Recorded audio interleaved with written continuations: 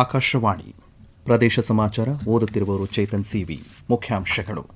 SSLC ಪರೀಕ್ಷೆ 1ರ ಫಲಿತಾಂಶ ಪ್ರಕಟ. ದಕ್ಷಿಣ ಕನ್ನಡ ಜಿಲ್ಲೆ ಪ್ರಥಮ. 7 ವಿದ್ಯಾರ್ಥಿಗಳಿಗೆ 625ಕ್ಕೆ 625 ಅಂಕ. ರಾಜ್ಯದಲ್ಲಿ ಸುಗಮವಾಗಿ ನಡೆದ ಸಾಮಾನ್ಯ ಪ್ರವೇಶ ಪರೀಕ್ಷೆ. ಮೇಲ್ವಿಚಾರಣೆಗೆ 20,000 ಸಿಬ್ಬಂದಿ ನಿಯೋಜನೆ. ಪ್ರಧಾನಿ ವಿರುದ್ಧ ಎಐಸಿಸಿ ಅಧ್ಯಕ್ಷ ಮಲ್ಲಿಕಾರ್ಜುನ ಖರ್ಗೆ ಹೇಳಿಕೆ ಖಂಡಿಸಿ ವಿಧಾನಸೌಧದ ಮುಂಭಾಗದಲ್ಲಿ ಬಿಜೆಪಿ ಪ್ರತಿಭಟನೆ. ಅಮೆರಿಕ ಮಹಿಳಾ ಪ್ರವಾಸಿ ಮೇಲೆ ಲೈಂಗಿಕ ದೌರ್ಜನ್ಯ ಪ್ರಕರಣ. ಕೊಡಗಿನಲ್ಲಿ ವಿದೇಶಾಂಗ ಸಚಿವಾಲಯದ ಅಧಿಕಾರಿಗಳಿಂದ ಪರಿಶೀಲನೆ. ಚಾಮರಾಜನಗರದಲ್ಲಿ ಚಿಕಿತ್ಸೆಗೆ ಸ್ಪಂದಿಸದೆ ಸಲಗ ಸಾವು. ಚಿಕ್ಕಮಗಳೂರಿನಲ್ಲಿ ಅರಣ್ಯ ಸಿಬ್ಬಂದಿ ಮೇಲೆ ಕಾಡಾನೆ ದಾಳಿ. ವಾರ್ತೆಗಳ ವಿವರ. ಎಸ್ಎಸ್ಎಲ್ಸಿ ಪರೀಕ್ಷೆ 1ರ ಫಲಿತಾಂಶ ಪ್ರಕಟಗೊಂಡಿದ್ದು, ಇದೇ ಮೊದಲ ಬಾರಿಗೆ 94.10% ಫಲಿತಾಂಶ ಬಂದಿದೆ. ದಕ್ಷಿಣ ಕನ್ನಡ ಜಿಲ್ಲೆ ಪ್ರಥಮ, ಉಡುಪಿ ದ್ವಿತೀಯ, ಉತ್ತರ ಕನ್ನಡ ತೃತೀಯ ಸ್ಥಾನ ಪಡೆದುಕೊಂಡಿದೆ. ಬೆಂಗಳೂರಿನಲ್ಲಿಂದು ಸುದ್ದಿಗೋಷ್ಠಿ ನಡೆಸಿ ಮಾತನಾಡಿದ ಶಿಕ್ಷಣ ಸಚಿವ ಮಧು ಬಂಗಾರಪ್ಪ, ಎಸ್ಎಂಎಸ್, ವಾಟ್ಸ್ಆಪ್ ಮೂಲಕವೂ ಫಲಿತಾಂಶ ಕಳುಹಿಸಲಾಗಿದೆ ಎಂದು ತಿಳಿಸಿದ್ದಾರೆ.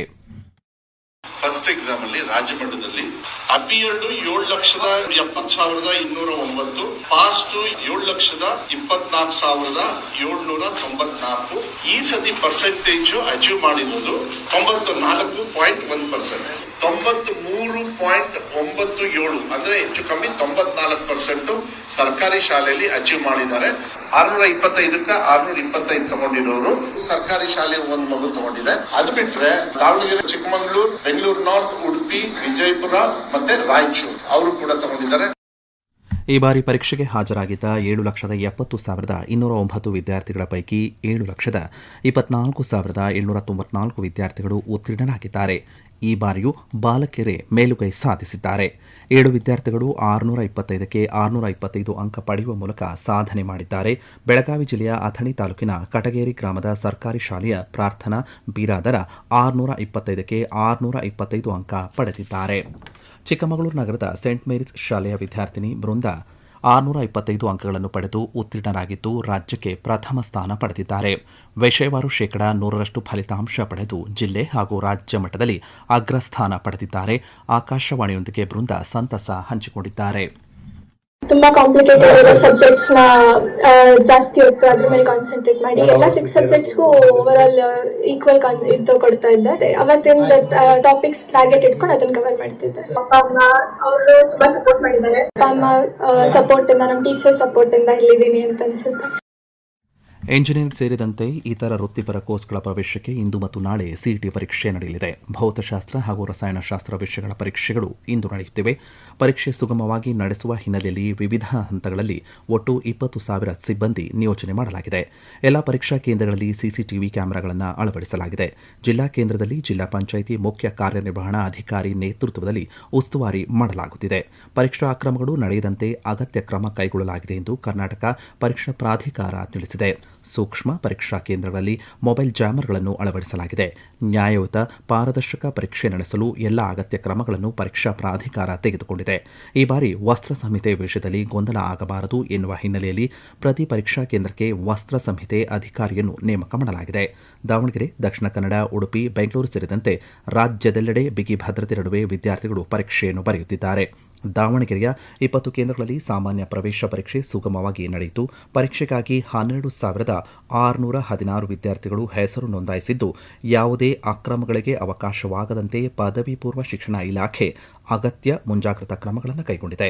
ಬೆಂಗಳೂರು ಗ್ರಾಮಾಂತರ ಜಿಲ್ಲೆಯ 5 ಪರೀಕ್ಷಾ ಕೇಂದ್ರಗಳಲ್ಲಿ ಮೊದಲ ದಿನದ ಭೌತ ವಿಜ್ಞಾನ, ರಸಾಯನಶಾಸ್ತ್ರ ವಿಷಯದ ಪರೀಕ್ಷೆ ಸುಗಮವಾಗಿ ನಡೆದಿದೆ. ಪ್ರಧಾನಿ ನರೇಂದ್ರ ಮೋದಿ ವಿರುದ್ಧ ಎಐಸಿಸಿ ಅಧ್ಯಕ್ಷ ಮಲ್ಲಿಕಾರ್ಜುನ ಖರ್ಗೆ ನೀಡಿದ ಹೇಳಿಕೆ ಖಂಡಿಸಿ ವಿಧಾನಸೌಧದ ಆವರಣದಲ್ಲಿರುವಂತಹ ಮಹಾತ್ಮ ಗಾಂಧಿ ಪ್ರತಿಮೆ ಬಳಿ ಬಿಜೆಪಿ ನಾಯಕರು ಇಂದು ಪ್ರತಿಭಟನೆ ನಡೆಸಿದರು. ಪ್ರತಿಭಟನೆಯಲ್ಲಿ ಕೇಂದ್ರದ ಸಚಿವರಾದಂಥ ಶೋಭಾ ಕರಂದ್ಲಾಜೆ, ವಿಧಾನಸಭೆ ವಿರೋಧ ಪಕ್ಷದ ನಾಯಕ ಆರ್ ಅಶೋಕ್, ಪರಿಷತ್ ವಿಪಕ್ಷ ನಾಯಕ ಛಲವಾದಿ ನಾರಾಯಣಸ್ವಾಮಿ ಸೇರಿದಂತೆ ಹಲವರು ಭಾಗಿಯಾಗಿದ್ದರು. ಈ ವೇಳೆ ಮಾತನಾಡಿದ ಬಿಜೆಪಿ ರಾಜ್ಯಾಧ್ಯಕ್ಷ ಬಿವೈ ವಿಜಯೇಂದ್ರ, ಪ್ರಧಾನಿ ವಿರುದ್ಧ ನೀಡಿದ ಹೇಳಿಕೆ ಕಾಂಗ್ರೆಸ್ ಪಕ್ಷದ ದ್ವೇಷ ಹಾಗೂ ಕೀಳು ರಾಜಕೀಯವಾಗಿದೆ ಎಂದು ಆಕ್ರೋಶ ವ್ಯಕ್ತಪಡಿಸಿದ್ದಾರೆ. ಇಂತಹ ಬೇಜವಾಬ್ದಾರಿ ಹೇಳಿಕೆ ಪ್ರಜಾಪ್ರಭುತ್ವಕ್ಕೆ ಮಾಡುವ ಅವಮಾನ ಎಂದು ತಿಳಿಸಿದ್ದಾರೆ. ರಾಜ್ಯದ ಜನರೇ ಕಾಂಗ್ರೆಸ್ ಪಕ್ಷಕ್ಕೆ ತಕ್ಕ ಪಾಠ ಕಲಿಸಲಿದ್ದಾರೆ ಎಂದು ಎಚ್ಚರಿಕೆ ನೀಡಿದ್ದಾರೆ. ಪ್ರದೇಶ ಸಮಾಚಾರ ಕೇಳುತ್ತಿದ್ದೀರಿ. ನಮ್ಮ ಎಲ್ಲಾ ರಾಷ್ಟ್ರೀಯ ವಾರ್ತೆಗಳು ಹಾಗೂ ಪ್ರದೇಶ ಸಮಾಚಾರ ಈಗ ಆಕಾಶವಾಣಿ ನ್ಯೂಸ್ ಕನ್ನಡ ಯೂಟ್ಯೂಬ್ ಚಾನೆಲ್ನಲ್ಲಿ ಲಭ್ಯ. ನಮ್ಮ ಎಕ್ಸ್ ಖಾತೆ ಮತ್ತು ಇನ್ಸ್ಟಾಗ್ರಾಂ ಖಾತೆ ಆಕಾಶವಾಣಿ ನ್ಯೂಸ್ ಕನ್ನಡ. ಹೆಚ್ಚಿನ ಮಾಹಿತಿಗಾಗಿ ನಮ್ಮ ಫೇಸ್ಬುಕ್ ಖಾತೆ AIR ಕನ್ನಡ ನ್ಯೂಸ್ ಅನುಸರಿಸಿ. ಮಾಹಿತಿಯ ಹೂರಣ ವಾರದ ಕಾರ್ಯಕ್ರಮ ಪ್ರಚಲಿತ ವಿದ್ಯಮಾನ ಪ್ರತಿ ಬುಧವಾರ 9:15ಕ್ಕೆ. ಕೊಡಗಿನ ವಿರಾಜಪೇಟೆಯಲ್ಲಿ ಅಮೆರಿಕ ಮಹಿಳಾ ಪ್ರವಾಸಿ ಮೇಲೆ ಲೈಂಗಿಕ ದೌರ್ಜನ್ಯ ನಡೆಸಿದ ಹೋಂಸ್ಟೇ ಪರವಾನಗಿಯನ್ನು ಪ್ರವಾಸೋದ್ಯಮ ಇಲಾಖೆ ರದ್ದುಗೊಳಿಸಿ ಆದೇಶ ಹೊರಡಿಸಿದೆ. ಪ್ರವಾಸಕ್ಕೆಂದು ಭಾರತಕ್ಕೆ ಬಂದಿದ್ದ ಅಮೆರಿಕ ಪ್ರವಾಸಿ ಕುಟ್ಟಾ ಗ್ರಾಮದ ಹೋಂಸ್ಟೇಯಲ್ಲಿ ತಂಗಿದ್ದರು. ಪ್ರವಾಸಿಗರ ಸುರಕ್ಷತೆ ಖಚಿತಪಡಿಸಿಕೊಡುವಲ್ಲಿ ವಿಫಲತೆ ಹಾಗೂ ಕಾನೂನು ಬಾಹಿರ ಚಟುವಟಿಕೆಗಳಲ್ಲಿ ಭಾಗಿಯಾಗಿರುವುದನ್ನು ಉಲ್ಲೇಖಿಸಿ ಜಿಲ್ಲೆಯ ಎಲ್ಲಾ ಹೋಂಸ್ಟೇಗಳು ಪ್ರವಾಸಿ ಸುರಕ್ಷತಾ ನಿಯಮಗಳನ್ನು ಕಡ್ಡಾಯವಾಗಿ ಪಾಲಿಸಬೇಕು ಎಂದು ಜಿಲ್ಲಾಡಳಿತ ಕಟ್ಟುನಿಟ್ಟಿನ ಸೂಚನೆ ನೀಡಿದೆ. ಈ ನಡುವೆ ಘಟನೆ ಬೆಳಕಿಗೆ ಬಂದ ಹಿನ್ನೆಲೆಯಲ್ಲಿ ದೆಹಲಿ ಮತ್ತು ಚೆನ್ನೈನ ವಿದೇಶಾಂಗ ಸಚಿವಾಲಯದ ಅಧಿಕಾರಿಗಳು ಕೊಡಗಿಗೆ ಭೇಟಿ ನೀಡಿ ಪರಿಶೀಲನೆ ನಡೆಸಿದ್ದಾರೆ. ಮಲೆಮಹದೇಶ್ವರ ವನ್ಯಜೀವಿ ಧಾಮದ ಅಜ್ಜಿಪುರ ಸಮೀಪದ ಉಡುತೊರೆ ಹಳ್ಳ ಜಲಾಶಯಕ್ಕೆ ನೀರು ಕುಡಿಯಲು ಬಂದು ಕೆಸರಿನಲ್ಲಿ ಸಿಲುಕಿಕೊಂಡು ನಿತ್ರಾಣಗೊಂಡಿದ್ದ ಹೆಣ್ಣಾನೆ ಚಿಕಿತ್ಸೆಗೆ ಸ್ಪಂದಿಸದೆ ಸಾವನ್ನಪ್ಪಿದೆ. ಶನಿವಾರ ಸಂಜೆ 4 ಕಾಡಾನೆಗಳು ನೀರು ಕುಡಿಯಲು ಉಡುತೊರೆ ಹಳ್ಳ ಜಲಾಶಯಕ್ಕೆ ಬಂದಿದ್ದವು. ಈ ಪೈಕಿ ಕಾಡಾನೆಗಳನ್ನು ಅರಣ್ಯ ಇಲಾಖೆ ಅಧಿಕಾರಿಗಳು ರಕ್ಷಿಸಿದ್ದಾರೆ. 2 ಆನೆಗಳು ಚೇತರಿಸಿಕೊಂಡು ಕಾಡಿನತ್ತ ತೆರಳಿದ್ದವು. ತೀವ್ರವಾಗಿ ನಿತ್ರಾಣಗೊಂಡಿದ್ದ ಒಂದು ಹೆಣ್ಣಾನೆಗೆ ನಾಗರಹೊಳೆ ಹುಲಿ ಸಂರಕ್ಷಿತ ಅರಣ್ಯ ಪ್ರದೇಶದ ಪಶು ವೈದ್ಯಾಧಿಕಾರಿ ಡಾ ರಮೇಶ್ ಚಿಕಿತ್ಸೆ ನೀಡಿದರೂ ಆನೆ ಚೇತರಿಸಿಕೊಳ್ಳದೆ ಮೃತಪಟ್ಟಿದೆ.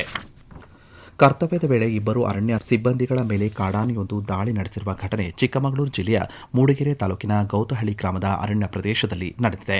ಕಾಡಾನೆಗಳ ಚಲನವಲನ ಗಮನಿಸಿ ಸಾರ್ವಜನಿಕರಿಗೆ ಮಾಹಿತಿ ನೀಡುವ ಕಾರ್ಯಾಚರಣೆಯಲ್ಲಿ ನಿರತರಾಗಿದ್ದ ETF ಅರಣ್ಯ ಸಿಬ್ಬಂದಿ ರಮೇಶ್ ಹಾಗೂ ಹೊರಗುತ್ತಿಗೆ ಅರಣ್ಯ ನೌಕರ ವಿಶ್ವ ಎಂಬುವರ ಮೇಲೆ ಆನೆ ದಾಳಿ ನಡೆಸಿದ್ದು 2 ಗಂಭೀರವಾಗಿ ಗಾಯಗೊಂಡಿದ್ದಾರೆ.